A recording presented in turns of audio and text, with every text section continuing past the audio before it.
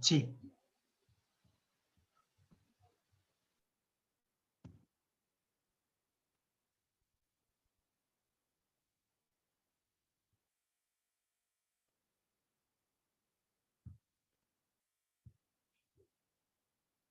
Muy bien, bueno, pues vamos a empezar ya ahorita con los que estamos, para no tardarnos tanto tiempo y que esto sea breve.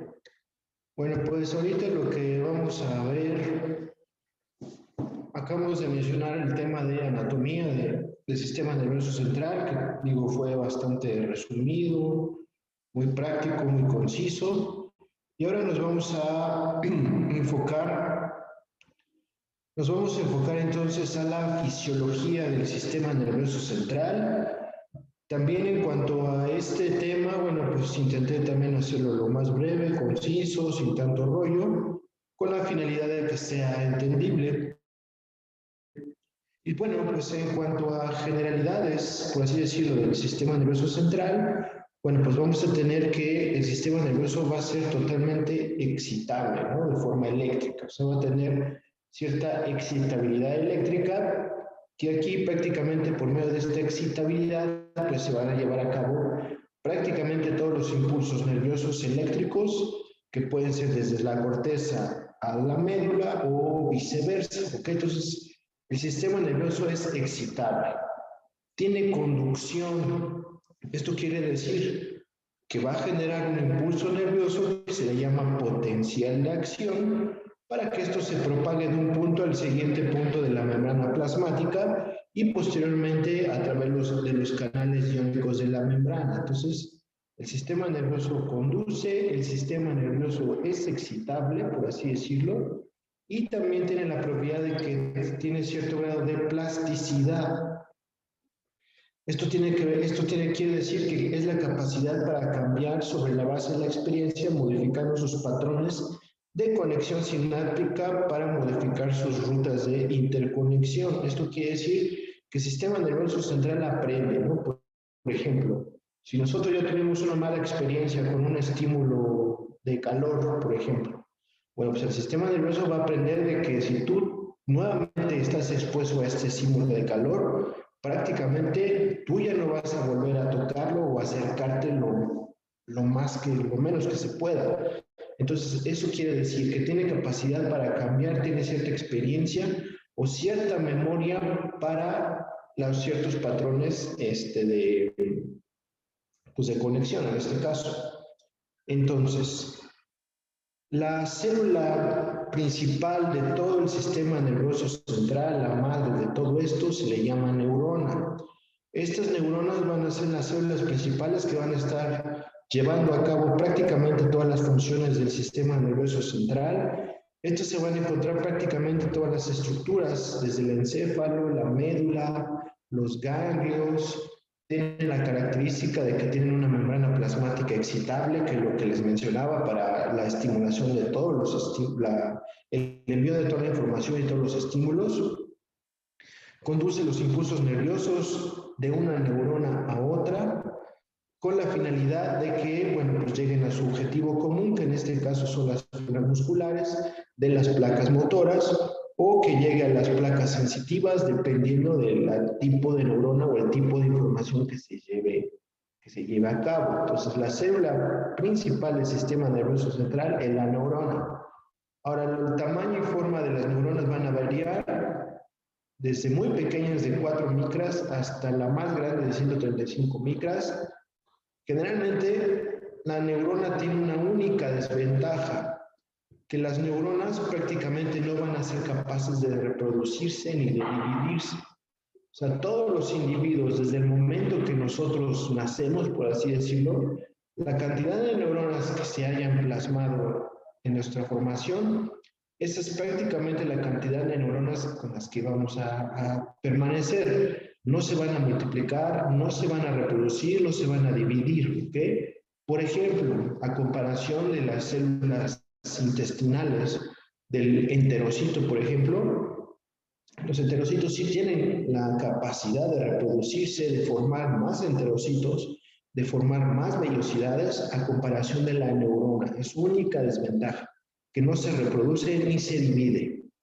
Y aproximadamente el ser humano, bueno, pues tenemos, bueno, es variable también el número, pero aproximadamente se estima que contamos con 100 millones de células nerviosas en un ser humano normal. Otra ventaja que tiene la neurona es que la neurona sí puede ser muy susceptible a ciertas sustancias. Por ejemplo, las drogas, el alcohol, el tabaco, todas estas toxinas, eso sí, para que vean, en lugar de que ayuden a reproducirla o a dividirla, prácticamente la van a estar destruyendo.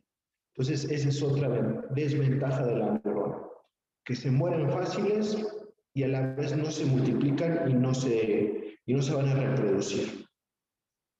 Ahora, una neurona, como pueden ver, está constituida por 3 partes principales, aunque tiene otros elementos, pero los principales componentes de una neurona es el cuerpo, que también se le llama soma. Aquí está prácticamente ejemplificado con este dibujito. Aquí está un cuerpo o soma neuronal. Tiene un axón. Prácticamente los axones son terminaciones nerviosas con las cuales se vayan a llevar a cabo los estímulos nerviosos. Entonces tiene axones y tiene dendritas. Las dendritas, que son terminaciones finales o distales, en las cuales tiene aspecto como si fuera un enramado o araña, por así decirlo, en el cual es parte del componente de la neurona. Entonces tiene un núcleo, un cuerpo o soma, y esta a su vez tiene un núcleo. Tiene un axón que está compuesto por vainas de mielina y que van a llevar los impulsos nerviosos, y tienes unas dendritas que también tienen que ver para recibir diferentes estímulos nerviosos. Ahora, como pueden ver en el axón, aquí hay otras estructuras, como están los nódulos de Ranvier, las células de Schwann, y prácticamente el componente de los axones es la vaina de mielina.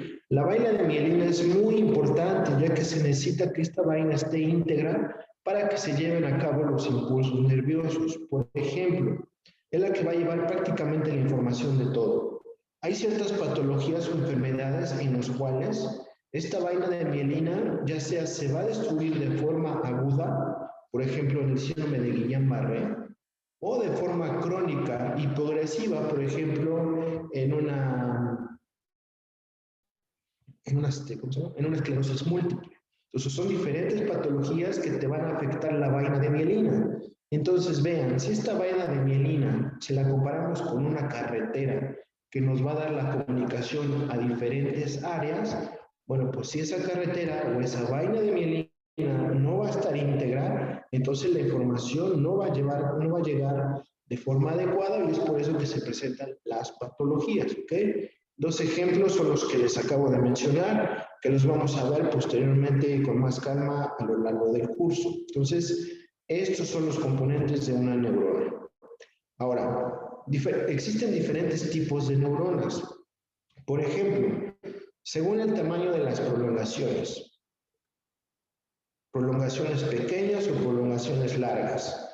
Si tiene un axón largo que está cubierto de un árbol de dendritas, por así decirlo, que está bien desarrollado, entonces es una neurona de tipo Golgi o tipo 1, ¿vale? Entonces, un axón largo, bien mielinizado y con un árbol dendrítico bien desarrollado es tipo 1.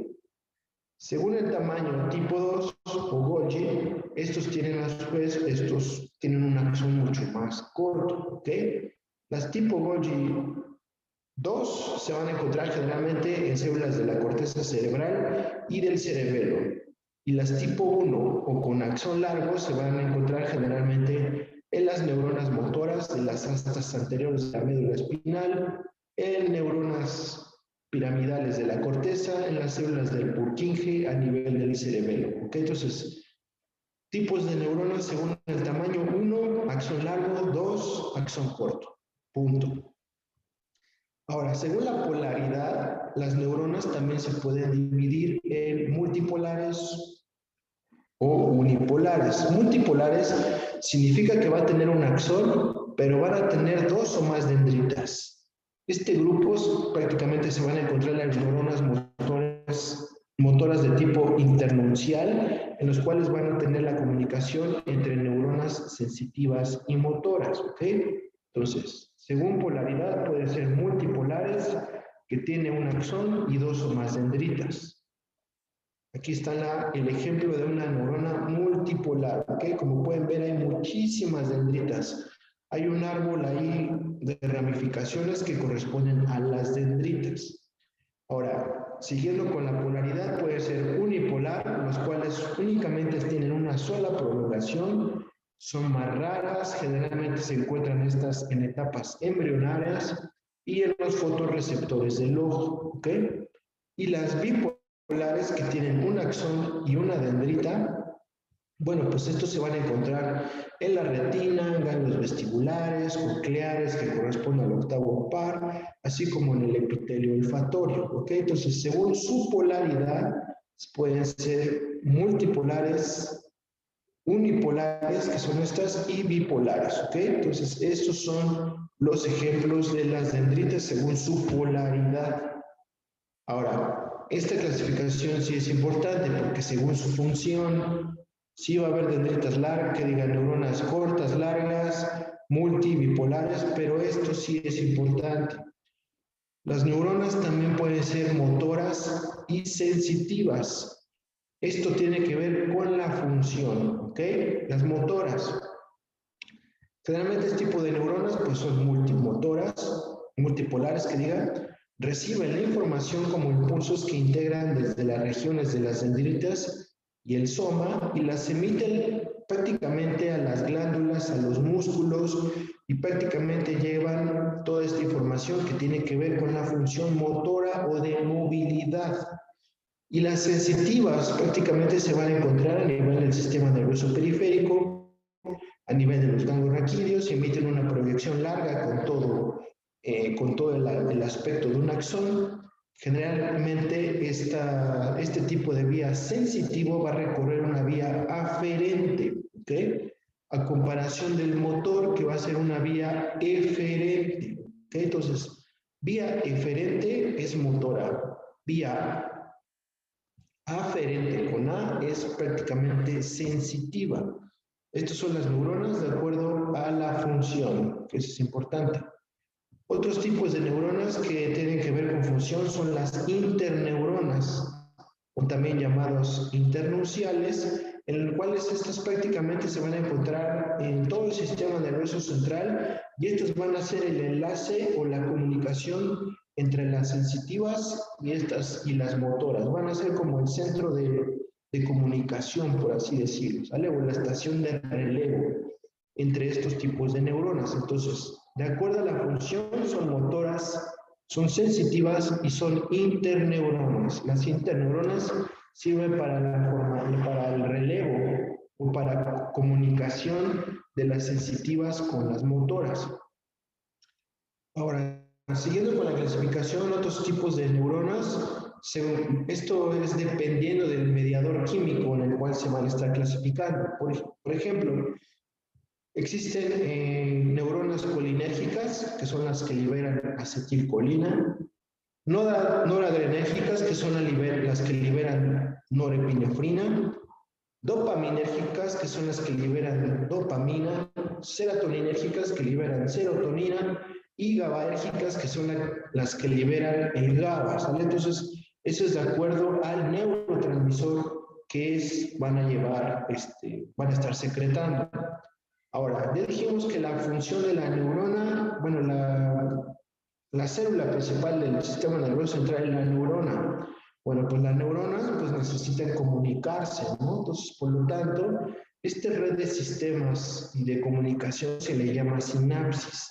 Esta sinapsis es prácticamente el contacto de una neurona con otra para que se lleve a cabo toda la transmisión de los impulsos nerviosos, ya sea sensitivos o ya sea motor. Ahora, existen diferentes sinapsis, eso nada más las voy a mencionar, esto no es necesario que se lo aprendan, pero bueno, es interesante que lo sepan, que puede haber sinapsis de un axón con un soma, un axón con una dendrita, un axón con otro axón, una dendrita con otra dendrita, un soma con otro soma y una dendrita con un soma. Entonces, puede haber diferentes variantes para la comunicación o para la sinapsis entre las neuronas. Ahora, los tipos de sinapsis. Los tipos de sinapsis prácticamente son dos, de forma muy sencilla. Sinapsis eléctrica y la sinapsis de tipo químico.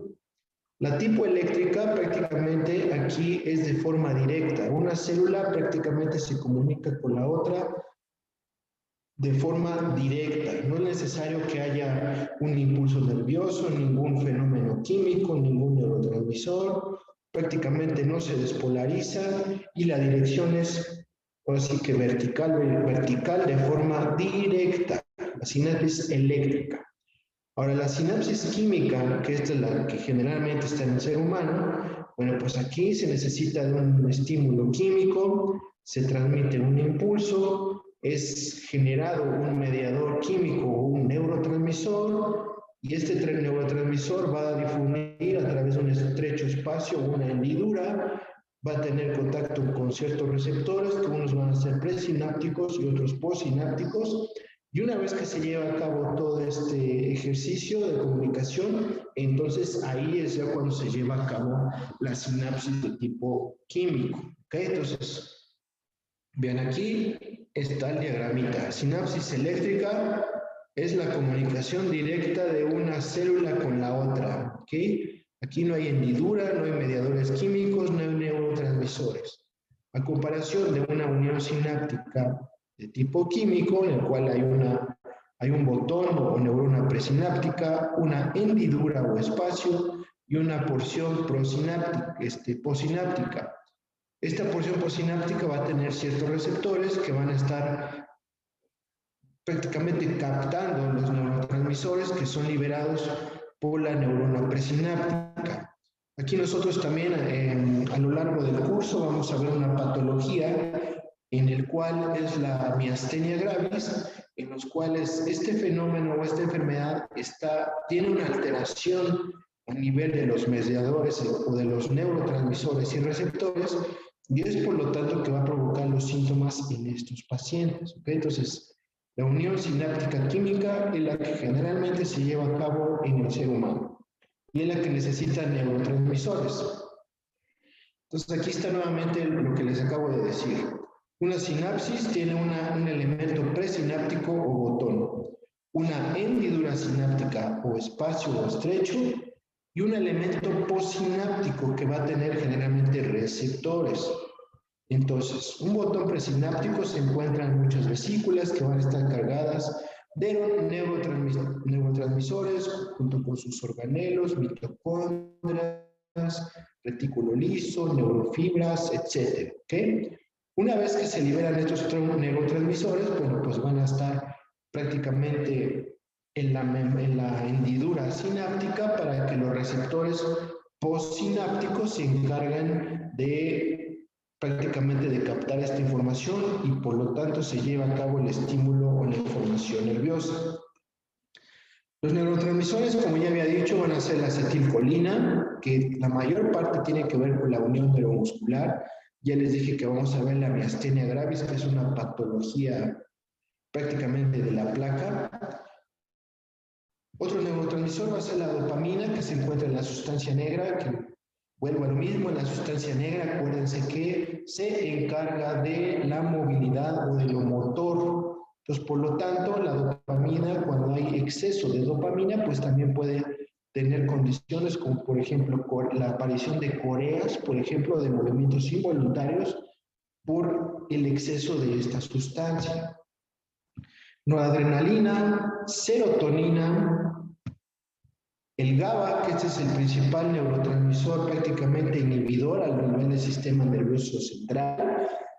Por ejemplo, cuando hablemos de epilepsias, bueno, pues aquí la mayoría de los fármacos van a estar enfocados a aumentar la función o la utilidad del GABA para disminuir esa fuerza excitatoria que está provocando prácticamente la crisis convulsiva. Entonces, el GABA es el principal neurotransmisor inhibidor a nivel cerebral. La glicina es otro y el glutamato. Aquí también nosotros vamos a ver una patología en el cual por exceso de esta sustancia, que es un neurotransmisor excitador, bueno, pues también tiene que ver con enfermedades muy características. Entonces, hasta ahorita ya hablamos de la neurona, los diferentes tipos de sinapsis, los diferentes tipos de neuronas. ¿Hasta aquí alguna pregunta, alguna duda? Yo Yo, tengo una duda. sí, doctor. Sí, dime. Ah, primero tu compañero. Ok. Bueno, mi duda es, ¿dónde podremos encontrar nosotros una sinapsis eléctrica como tal? Generalmente son los invertebrados. Ok, entonces nosotros como humanos, Prácticamente, digo, la mencioné, pero para el humano, el ser vivo prácticamente es sinapsis química, ¿eh? La eléctrica son invertebrados prácticamente. ok, gracias. ¿Sí? Esa era mi pregunta. Vale. Ok, bueno, pues seguimos. Yo también tengo una Adelante. duda. Sí. Este, em, Doctor, esta es una duda muy existencial y es que la neurona, pues tenemos que es la estructura funcional del sistema nervioso. Pero hablábamos de células de Schwann. ¿Las células de Schwann son aparte de la neurona o son en conjunto una sola célula? No, mira, las células de Schwann son otro tipo de neuronas que se van a encontrar prácticamente en los axones. Mira, como puedes ver, mira, aquí está tu célula o tu neurona, ¿no? Aquí tienes tu núcleo. Este es tu axón, que está ejemplificado con este cordón rojo. Y aquí, como puedes ver, las células de Schwann están dentro de los axones, que son estas estructuras negras, por así decirla. Entonces, la célula de Schwann es otro componente, otro tipo de célula del sistema nervioso central. Ahora, estas células de Schwann, ahorita que lo mencionas, bueno, lo voy a decir al rato, pero en las células de Schwann se va a llevar a cabo la formación de mielina, principalmente a nivel del sistema nervioso periférico, porque la mayor formación de mielina a través del sistema nervioso central va a ser en unas células que se llaman oligodendrocitos, que es a las células que vamos a ver. Entonces, sí, no hay que confundirse. La neurona, sí que la neurona es una, la célula de Schwann es otra, ¿vale? Gracias, doctor.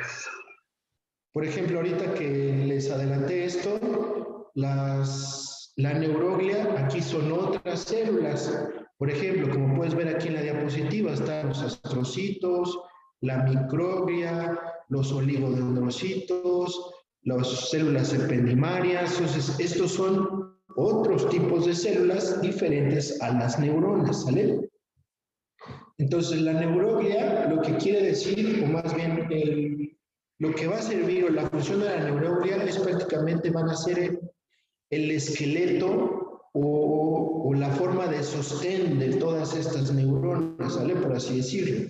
Entonces, unas neuronas para que estén estables, por así decirlo, en su espacio, necesitan de neuroglias o de células de astrocitos, epéndimo, etcétera, para que puedan estar siempre en el mismo lugar o sean un esqueleto, por así decirlo.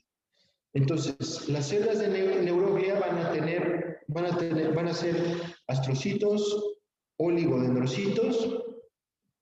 Estos dos específicamente van a ser parte de la macroglia y aparte va a haber otras células de la microglia, otras células del epéndimo o células ependimarias, ¿ok? Entonces, todo esto va a comprender la neuroglia que tiene que ver con el sostén y el esqueleto de las neuronas. Ahora, hablando de los astrocitos, estos van a tener también cuerpos celulares, van a tener prolongaciones, van a extenderse a todas direcciones y estos astrocitos van a tener, se van a dividir en dos tipos, que son los astrocitos fibrosos y los protoplasmáticos, ¿ok? Entonces, esa es la división de los astrocitos. Los fibrosos generalmente se encuentran en la sustancia blanca, tienen prolongaciones largas, son delgadas, son lisas y pueden o no tener ramas. También estos astrocitos van a tener prolongaciones hacia los vasos sanguíneos, por lo tanto van a tener también cierta función en la regulación de concentración extracelular del potasio.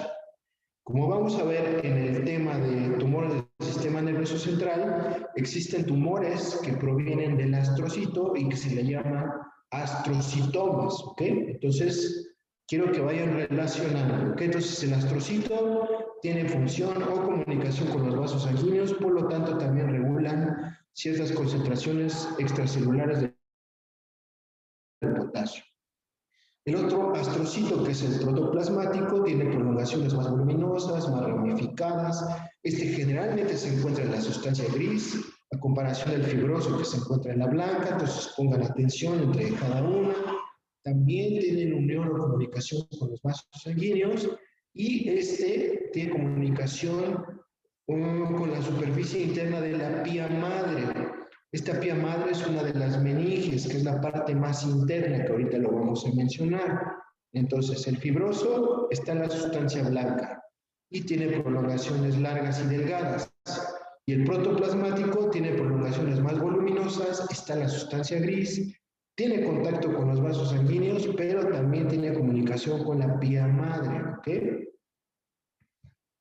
Y los oligodendrocitos, que son parte de la neuroglia, estos son pequeños, tienen núcleos pequeños, tamaños más pequeños, tienen poco citoplasma, tienen también su núcleo, sus prolongaciones son más cortas, pero vean, aquí lo principal, ojo, esta es pregunta de examen.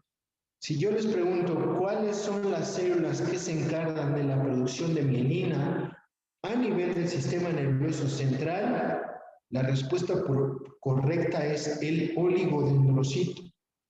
Pero si yo les pregunto cuáles son las células que se encargan de la producción de mielina a nivel del sistema periférico, la respuesta correcta son las células de Schwann. ¿Ok? Entonces, central, oligodendrocitos. Periférico, células de Schwann. Las dos se encargan de producir mielina.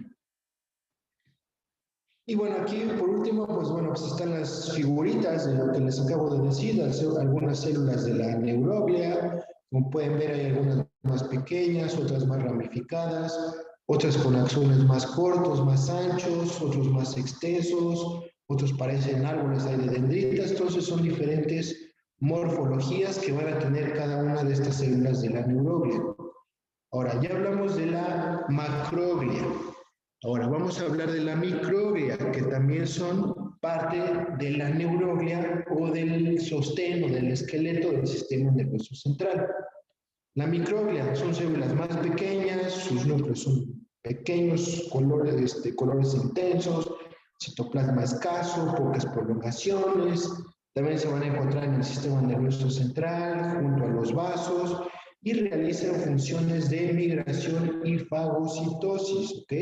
Entonces, la microglia, haz de cuenta que son las células que van a defender al sistema nervioso central. Por ejemplo, en el caso de meningitis, cuando el proceso infeccioso no es capaz de ser resuelto por la barrera hematoencefálica, o en este caso la microglia no es capaz de contener a estas células infecciosas, no hay una adecuada fagocitosis, no hay una adecuada migración, entonces ahí es cuando las células de las infecciones de la meningitis van a provocar esta infección a nivel del sistema nervioso central, ¿ok? Y las células del epéndimo, células ependimarias, estas se van a encontrar también en el encéfalo, en los conductos de la médula espinal. Y ojo, estos epéndimos van a tener cilios o microvellosidades, por lo tanto también van a contribuir en cierta forma a la defensa. Y aquí, ojo, las células ependimarias o el epéndimo se van a encontrar, van a ser parte de la formación de líquido cefalorraquídeo, ¿ok? Entonces, células del epéndimo, producción de líquido cefalorraquídeo. Pero el lugar de mayor producción de líquido cefalorraquídeo es el plexo coroides, ¿ok? Entonces, si yo les pregunto, ¿cuál es el sitio de mayor producción de líquido cefalorraquídeo? La respuesta correcta es el plexo coroides. Si yo les pregunto cuáles son los sitios de producción de líquido cefalorraquídeo, tienen que responder las dos cosas: plexo coroides y las células del epéndimo o células ependimarias. ¿Ok? ¿Sí quedó claro? Sí, doctor. Sí, doctor. Sí. Ok, entonces vean, aquí va el resumen. Astrocitos y oligodendrocitos son parte de la macroglia, ¿ok? Oligodendrocitos producen mielina del sistema nervioso central. Células de la microglia y las células ependimarias, células de la microglia se encargan de fagocitos y de migración, por lo tanto, para la defensa.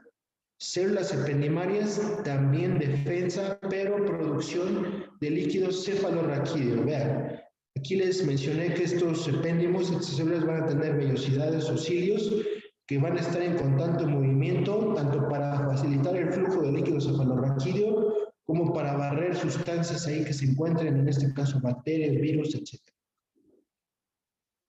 Células de Schwann, vean otra vez, van a ser diferentes a las neuronas, van a servir de protección, soporte metabólico del axón. Entonces, una célula de Schwann es parte de un axón, ¿sale? Que va a servir para la conducción nerviosa. Entonces, estas son las células de Schwann que van a estar en los axones. La mielina, este es el cable eléctrico que va a facilitar la conducción de prácticamente todos los impulsos nerviosos. Y otros componentes de las neuronas van a ser los nódulos de Ranvier, que aquí, como pueden ver, están entre espacios. Prácticamente los impulsos se van saltatorios, por así decirlo, o en conducción, en segmentos, para que se lleve a cabo la información de todas las señales, ¿vale?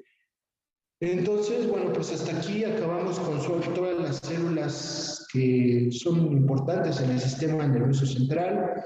No sé si tengan alguna pregunta o duda antes de pasar a los lóbulos.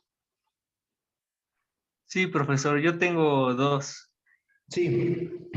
Bueno, la primera nos comentó que el líquido cefalorraquídeo, su mayor producción es en las células de del ependimocito o ependimarias y los plexos coroideos, ¿no? Y si no mal yo recuerdo, se reabsorbe en las vellosidades aracnoideas, ¿no?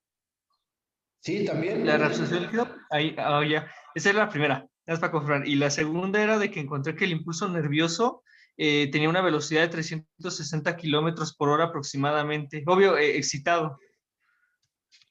No sé si sea cierto eso. Sí, digo, hay impulsos que, bueno, sí, la velocidad, la verdad no me lo sé cuánto se transmite en un segundo, pero sí es demasiado rápido. Imagínate, o sea que simplemente el hecho que estamos hablando tú y yo, el hecho de coordinar, ya se mandó la señal en milisegundos, ¿no? Entonces, la cifra correcta, la verdad no te la tengo.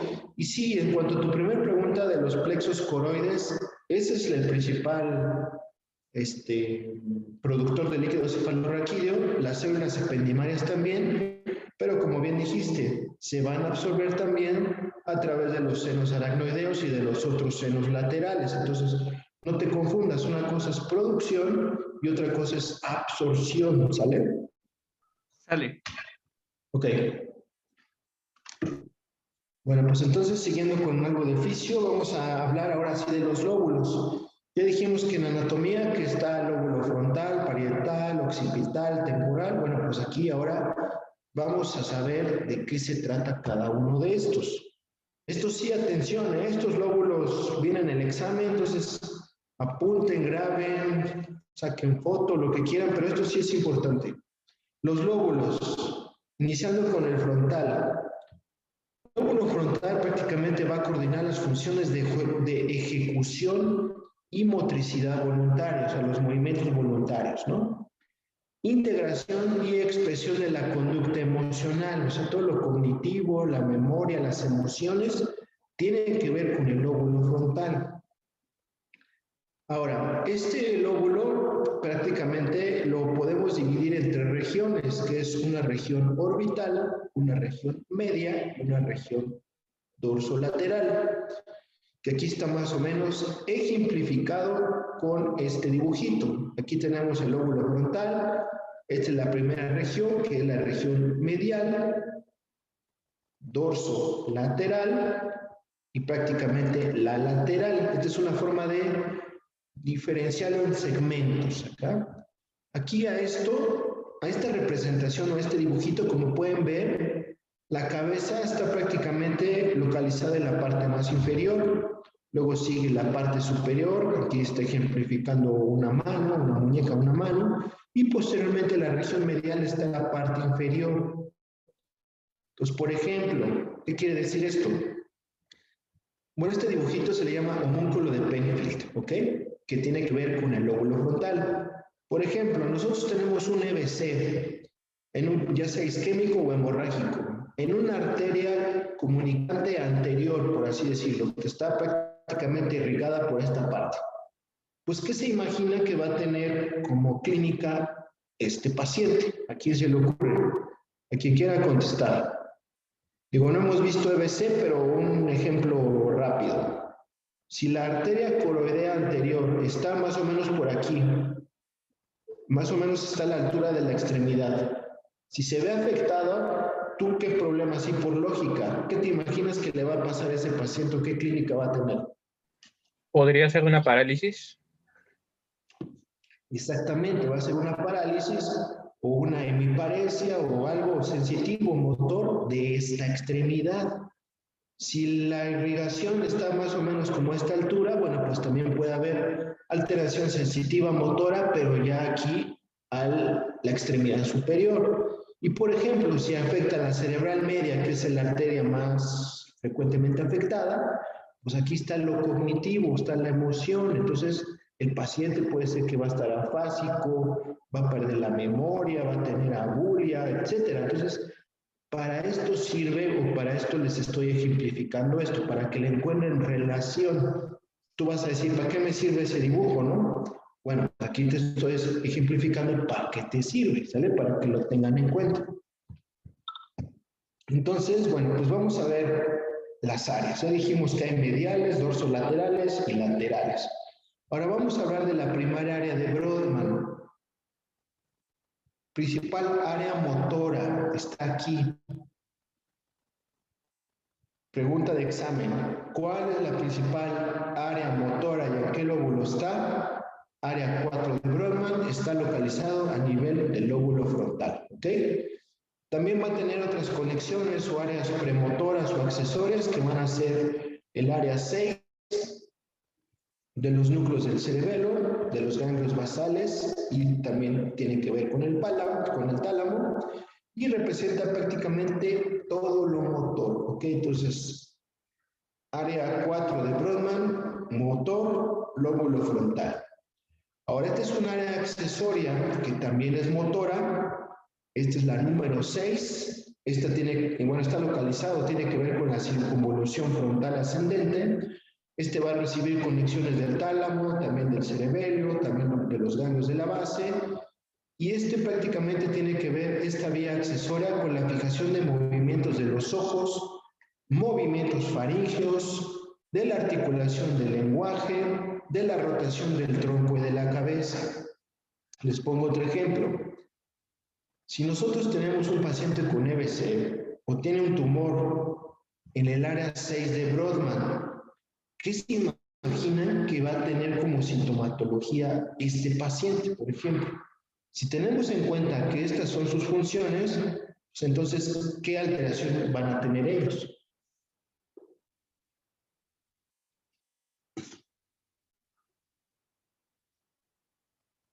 ¿Sería la presencia de nistagmo patológico? Puede haber nistagmos, puede haber alteración de los movimientos laterales de los ojos, alteración de los movimientos farígeos, puede haber disartria, para articulación del lenguaje, también puede haber disfonías, disfagias, cierta dislexia. Entonces, quiero que relacionen, ¿sale? Entonces, área 6 es premotora o accesoria motora, tiene que ver con los movimientos principalmente oculares, faríngeos, articulación del lenguaje, y de la rotación de la cabeza y del tronco. Y esta es otra área accesoria o motora que se le llama suplementaria, que eso es la número 8. Esta también se trata, es un área motora, tiene que ver con la coordinación bimanual de las tareas. Esto tiene que ver con movimientos un poquito más finos, de coordinación, el escribir, el mejor armar algo, algún rompecabezas, acomodar piezas. Entonces, las áreas motoras tienen que ver con el lóbulo frontal y son la 4, la 6 y la 8, ¿ok? Esa es pregunta de examen. Ahora, dijimos que también el lóbulo frontal, aparte de lo motor, tiene que ver con la atención, la concentración, las emociones. Bueno, pues estas áreas también van a tener sus respectivos números, que corresponden con la 9, 10... perdón.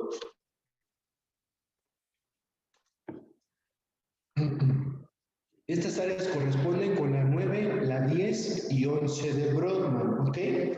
Estas áreas también pertenecen al lóbulo frontal, pero prácticamente se van a enfocar en la atención y la concentración. Por ejemplo, cuando una persona va a tener un cierto problema, alguna lesión en estas áreas, bueno, pues estas se van a traducir, por ejemplo, con cambios de temperamento, de humor, indiferente, pérdida de interés, falta de pensamiento abstracto, falta de atención, falta de memoria, irritables, etc. ¿Okay? Entonces, área de atención y concentración son área 9, 10 y 11 de Brodmann, que también corresponden al lóbulo frontal. ¿Ok? Entonces, ¿hasta aquí alguna pregunta, alguna duda? No, doctor. Ok, bueno, vamos a seguir con el lóbulo frontal, pero con otras áreas. Aquí vamos a cambiar de Brodmann a Broca. Las áreas 44 y 45, que están ejemplificadas prácticamente en esta imagen, van a estar localizadas en la parte inferior de la región frontal ascendente. Y aquí estas también van a tener que ver con la musculatura, con lo motor. Y aquí tiene que ver con lo motor, pero lo asociado al lenguaje. Por ejemplo, los movimientos de la cara, músculos de la cara, de la lengua, del paladar y de las cuerdas vocales. Cuando hay lesión de cualquiera de estas áreas de 44 y 45, lo que se traduce es en una afasia expresiva. Esto significa que el paciente quiere expresar algo, pero no sabe cómo comunicarlo, ¿vale? Porque esta área prácticamente va a estar alterada. Entonces, área 44 y 45 de Broca pertenecen al lóbulo frontal y tiene que ver con la función del lenguaje, pero en términos de movilidad, músculos de cara, lengua, paladar y de las cuerdas vocales. ¿Hasta aquí alguna pregunta en cuanto al lóbulo frontal?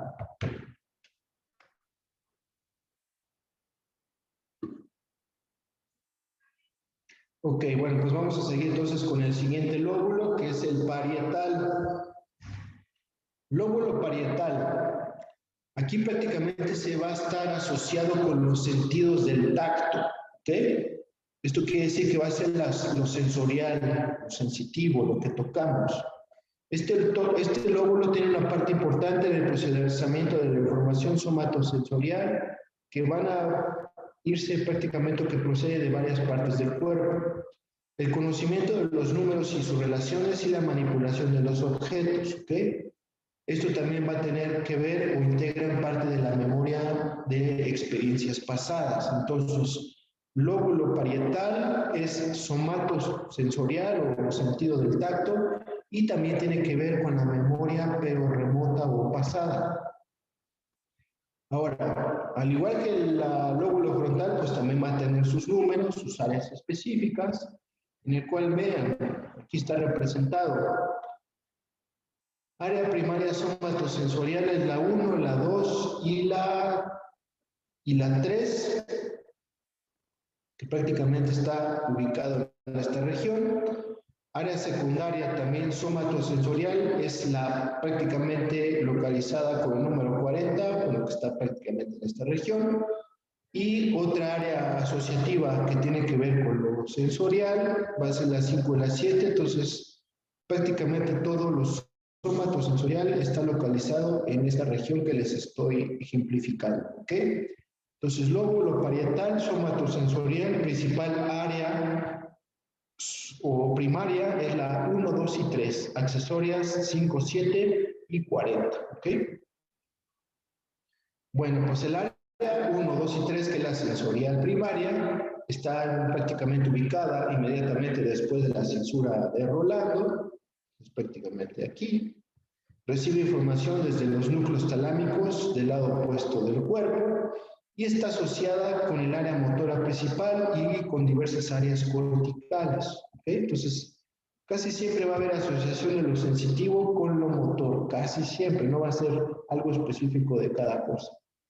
El área 4, que también es un área secundaria, bueno, pues aquí dice que si hay una lesión, puede causar pérdida bilateral de los aspectos sutiles y finos de la sensibilidad. A esto se le llama estereognosia o pérdida del esquema corporal. Esto quiere decir que nosotros tocamos su dedo, le decimos qué parte estamos tocando y prácticamente no va a saber qué parte nosotros estamos, en este caso, explorando. Las otras áreas agregadas son la 4, 7, que son de asociación, tienen que ver con la circunvolución parietal superior y prácticamente esta área asociativa tiene que ver con la textura de un objeto sin verlo. Si recuerdan, en la exploración de la sensibilidad había una parte en la cual tú le dices a tu paciente que cierre los ojos, le vas a dar un objeto y él tiene que tratar de diferenciar o de saber qué tipo de objeto es.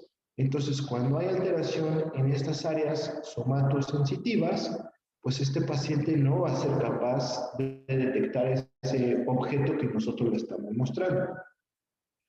Entonces, hasta aquí lóbulo parietal. Vamos con el temporal. ¿Alguna pregunta o duda?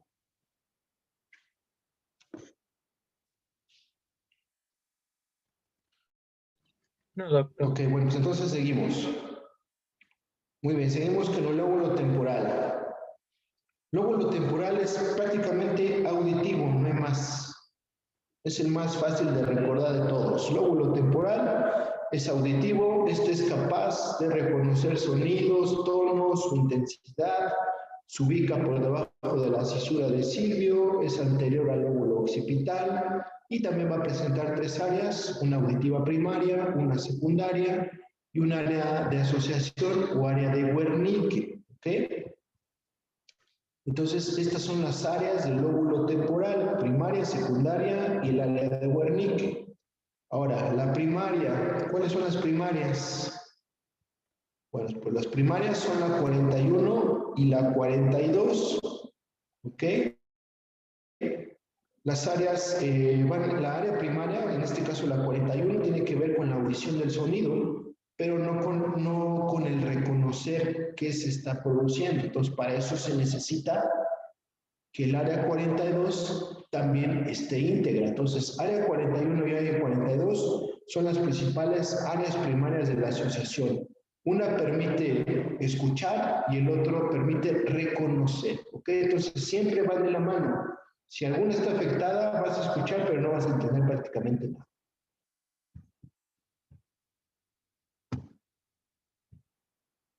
El área de Wernicke, bueno, que tiene que ver con el lóbulo temporal, esto es prácticamente para la comprensión de las palabras oídas.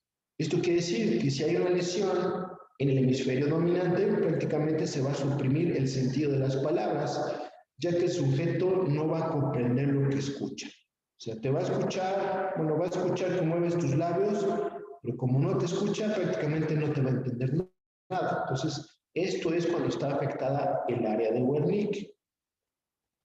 Otra de las áreas auditivas asociativas o accesorias es la 39, en el cual, como dice aquí el ejemplo, dice, si hay destrucción de esta área, hay dificultad para leer o para escribir, y esto se le llama agrafia. Entonces, alexia, dificultad para leer, agrafia, dificultad para escribir. ¿Okay? Esto tiene que ver también con lo auditivo. Y por último, el lóbulo occipital, aquí también está muy fácil, este prácticamente se encarga de lo visual. El área occipital es prácticamente visual, acuérdense, este está en la parte posterior del cerebro, detrás de los lóbulos parietales y del lóbulo temporal. Este prácticamente es la visión y el procesar las imágenes, ¿ok? Entonces aquí, como van a ver en su clase de oftalmo, a lo mejor la doctora les va a hacer un poquito más el énfasis de cómo se lleva a cabo una imagen, etcétera, pero bueno, luego todo esto tiene que ver con el lóbulo occipital.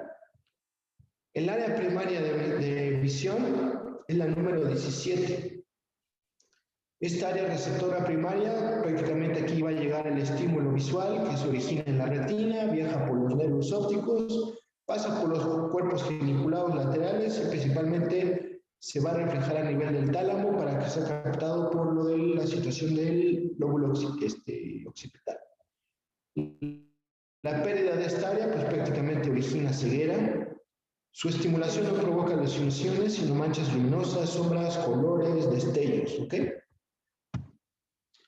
Áreas asociativas que tienen que ver con lo visual son la 18 y 19, pero acuérdense que la principal es la 17. Aquí estas áreas se van a encargar de interpretar visual y reconocer los estímulos visuales. Van a estar conectados con los diferentes núcleos a nivel del tálamo y también cuando hay lesiones en estas áreas, pues, como pueden ver aquí, estamos dando a observar un objeto al paciente. En sí este es un plátano, pero como hay un defecto a nivel de este lóbulo o de esta área específicamente que tiene que ver con la asociación, bueno, pues él piensa que es unas uvas, ¿no? Por ejemplo. Y aquí otro ejemplo. Entonces, áreas de asociación 18 y 19, cuando van a estar alterados, el paciente es incapaz de reconocer lo que nosotros le estamos mostrando. Y bueno, pues vean, esta es la conclusión de todo esto, ejemplificado en este diagrama. Como pueden ver, el área prefrontal, el área premotora, el área motora primaria, la somatosensorial, la gustativa, la somatoestésica, la visual que corresponde al lóbulo occipital, el área de Wernicke que tiene que ver con el lenguaje, la auditiva primaria, la de asociación y la olfativa. ¿Okay? Entonces, este es un esquema en el cual está representando prácticamente todo lo que les acabo de decir de las diferentes áreas, tanto motoras, visuales, olfatorias, visuales y somatosensoriales, ¿ok? De los diferentes lóbulos.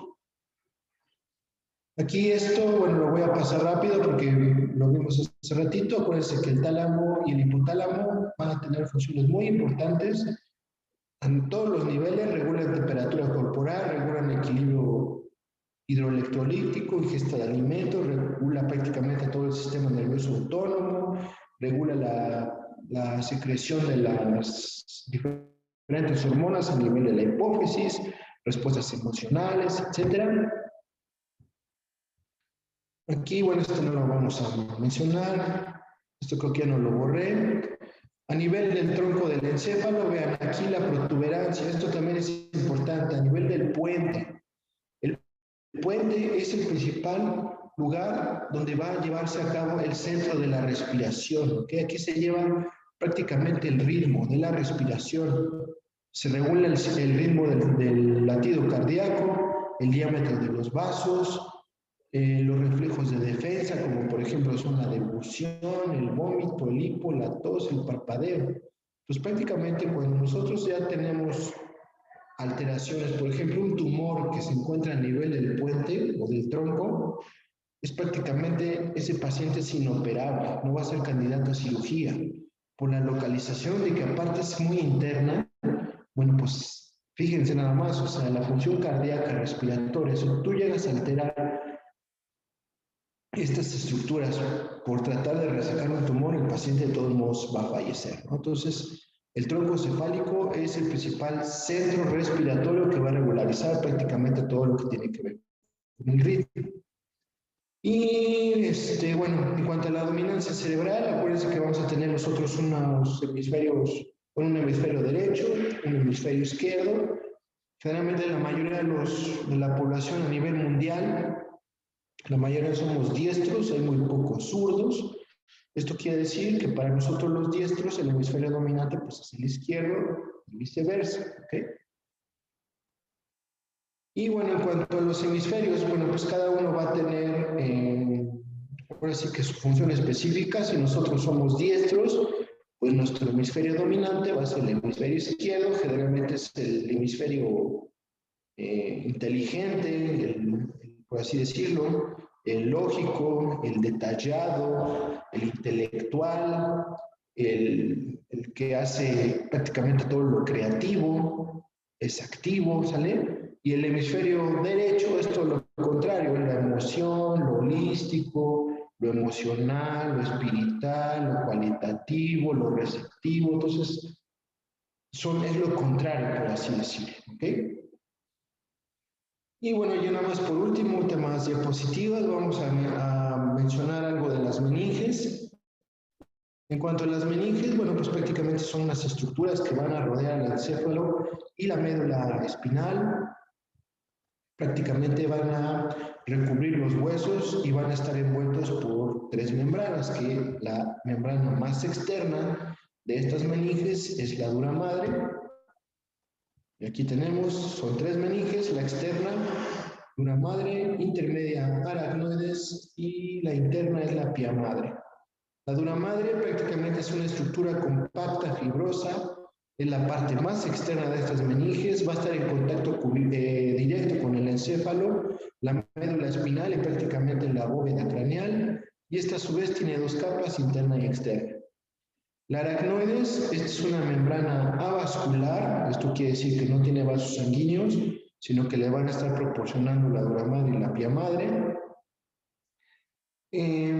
Estas meninges van a estar separadas por un espacio que es el espacio subdural y por el espacio de la pía madre que se le llama espacio subaracnoideo.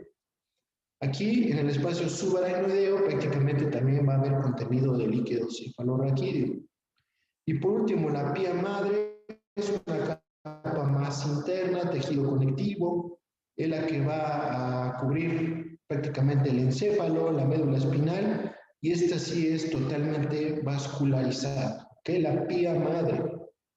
Entonces, por ejemplo, cuando hay una punción lumbar o una raquia famosa en las cesáreas, el anestesiólogo o el médico mete su catéter, hace su punción, y si en esa punción hay sangre, entonces lo que quiere decir es que le dio a la pía madre, ¿sale? Que es la que tiene vasos sanguíneos, ¿ok? Y aquí están ejemplificados, meninge, bueno, el cráneo, que es la parte más externa, la dura madre, que es la meninge externa, aracnoides, pía madre, la más interna, y esta es prácticamente la que está en contacto con el cerebro, ¿ok? Los ventrículos cerebrales, bueno, aquí vamos a tener, bueno, estas son las cavidades que van a estar interconectadas entre sí. En el interior del encéfalo, estas cavidades van a estar llenas prácticamente de líquido cefalorraquídeo y la función de estas cavidades o estos ventrículos es prácticamente la de protección, ¿ok? Entonces aquí pueden ver, hay ventrículos, son 4, el tercero, cuarto ventrículo, 2 ventrículos que van a ser prácticamente laterales, ¿ok? Entonces vean, aquí están ejemplificados el sistema ventricular, los laterales, tercero y cuarto, y su función principal del sistema ventricular es de protección al sistema nervioso central. Ya por último, penúltima diapositiva, líquido cefalorraquídeo, ya dijimos que va a estar circulando entre los ventrículos y el espacio de la médula y el espacio subaracnoideo. Este líquido cefalorraquídeo tiene la característica de que debe ser claro e incoloro. Se menciona que en agua de roca, aspecto de agua de roca, o sea, casi transparente. Es una solución que tiene sales inorgánicas similares a las del plasma. Por ejemplo, en el líquido cefalorraquídeo también podemos encontrar proteínas que van a ser similares a las que encontramos a nivel plasmático. La presión de este líquido cefalorraquídeo va a ser de entre 60 y 150 milímetros de agua. El volumen del líquido cefalorraquídeo en circulación es de 130 mililitros minuto. Generalmente no debe haber recuento de células, ningún tipo de linfocitos, máximo no más de 3 células, porque como les mencioné, este líquido debe ser prácticamente incoloro y claro. El 70% es producido en los plexos coroides de los 4 ventrículos, sobre todo en los laterales, y otro 30% en las células del epéndimo, que ya las habíamos mencionado. La velocidad de producción es de 0.35 mililitros minuto. Esto quiere decir que un humano normal va a estar produciendo aproximadamente 500 mililitros al día diario de líquido cefalorraquídeo y que únicamente va a estar circulando prácticamente una tercera parte de esto, ya que el otro porcentaje de líquido prácticamente se va a estar reabsorbiendo o absorbiendo por las otras diferentes células o los diferentes plexos. ¿Okay? La eliminación de los líquidos cefalorraquídeos se lleva a cabo a través de las vellosidades aracnoideas que ya había comentado su compañero y sobre todo las que van a estar en contacto con las de la dura madre. Y estos prácticamente van a desembocar a nivel del torrente sanguíneo. Entonces, ¿tienen alguna pregunta, alguna duda en cuanto a esto de fisiología? Que prácticamente ya ahorita ya acabamos. Ya vimos todos los diapositivas.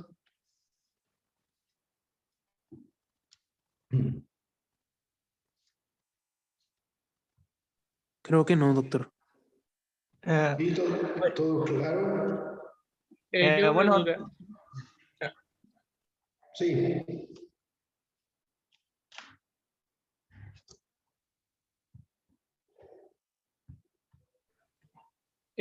Por ejemplo, cuando hay ese traumatismo, que dicen que puede haber alguna perforación de, o salida de líquido cefalorraquídeo, ¿cómo podría o qué tanto afectaría la salida de dentro del sistema normal?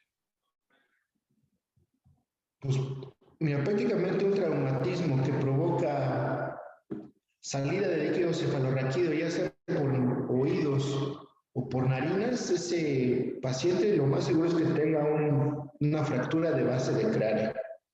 Ahora, lo que claro que se va a ver afectado, la producción va a seguir, pero si hay una solución de continuidad en ese traumatismo, pues si no controlas rápido o no implementas un tratamiento rápido a ese paciente, pues ese líquido cefalorraquídeo también te puede provocar una infección en las meninges y por lo tanto una meningitis secundario a ese traumatismo craneoencefálico que tuvo que ver con tu fractura de base de cráneo. Entonces, sí se va a ver afectado. Finalmente, si esto tampoco se controla, nosotros vamos a ver una clase que se llama hipertensión intracraneal. Aquí para la hipertensión intracraneal necesitamos que la masa encefálica, bueno, esté presente, ¿no? El volumen sanguíneo y el líquido cefalorraquídeo. Estos tres componentes deben estar en equilibrio. Entonces, cuando alguno falla, los otros dos mecanismos tratan de compensar. Entonces, en este caso del traumatismo, si el mecanismo del líquido cefalorraquídeo está fallando, entonces el organismo va a hacer un fenómeno de compensación a través de un aumento en el volumen sanguíneo, por así decirlo, para completar lo que el líquido cefalorraquídeo está perdiendo, pero llega un momento en que el fenómeno de compensación, en lugar de ayudar, causa más daño y por lo tanto le va a provocar un síndrome de hipertensión intracraneal. Entonces, bueno, no sé si haya quedado contestada tu duda, pero sí definitivamente va a haber un desequilibrio en los mecanismos de compensación y más que nada por este aspecto de la hipertensión intracraneal. Ok, doctor, muchas gracias. Bueno, ¿alguna otra pregunta o duda antes de cerrar? Sí, doctor, yo tengo también otra. Bueno, ahorita que están hablando de la doctrina de Monroe Kelly, que es la que ahorita estaba mencionando, otra que esta, bueno, sí es más aparte de un poco el tema, pero se ha dicho que en todas estas estructuras, tanto de pues lo que es el mesencéfalo, lo que es sí, las áreas de Brodmann, etcétera, dicen que hay grandes diferencias entre lo que es el cerebro de un hombre. Bueno, y ahorita que estamos celebrando lo que sería el Día Internacional de la Mujer, bueno, que pasó ayer, y el cerebro de una mujer hay muchas diferencias, como por ejemplo que el área motora suplementaria, no en todas las mujeres sucede, pero se dice que está más desarrollada, y viceversa, como en los hombres, que se dice que el área 4 en ciertas ocasiones se desarrolla más. Entonces, respecto a esta teoría en el cerebro de un hombre y una mujer, sí cambia mucho todas estas estructuras, ¿no? O bueno, hay algunas pequeñas diferencias. Sí, de hecho sí hay diferencias, ¿no? Y no se trata tanto de que a lo mejor un hombre tiene menos desarrollado un área, a una mujer otra área, sino que también aquí, como tienen que ver los estímulos hormonales, acuérdate que las mujeres son puramente, pues son más sensibles, a lo mejor más cariñosas, más explosivas, más viscerales. Entonces, a lo mejor también por ahí influye, ¿no? Y por eso se desarrolla a lo mejor un poco más cierta área, ¿no? Por así decirlo. Y como tú dices, o sea, pues obviamente no todos somos iguales. Podemos tener generaciones de 40 hombres junto aquí a 40 tipos, misma edad, más o menos mismo contexto social, y vamos a responder de diferente manera ante una diferente situación, ¿no? Entonces, exactamente, entonces ahí, pues sí, podemos decir que a lo mejor la mujer, por así decirlo, sí tiene mayor desarrollo en cuestión, por ejemplo, hablando del sistema límbico, de la intuición, ahí sí, para que veas, si tú tratas de engañar o decir una mentira a una mujer, te va a caer. Ese es su sexto sentido. A lo mejor un hombre puede ser que lo desarrolló, pero somos a lo mejor más tontos, pero una mujer es listísima. Entonces, por ejemplo, en ese aspecto sí te puedo decir que esa situación sí lo tiene más desarrollado, ¿no? Sí, ahora sí como dicen, ¿no? Cada mente es un mundo. Sí, así es, sí, todos totalmente diferentes.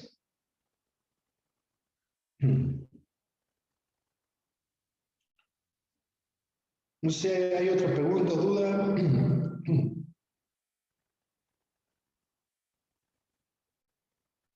No, doctor. Bueno, pues si no hay otra pregunta o duda, pues gracias por acompañarnos. Fuimos poquitos, pero sustanciosos.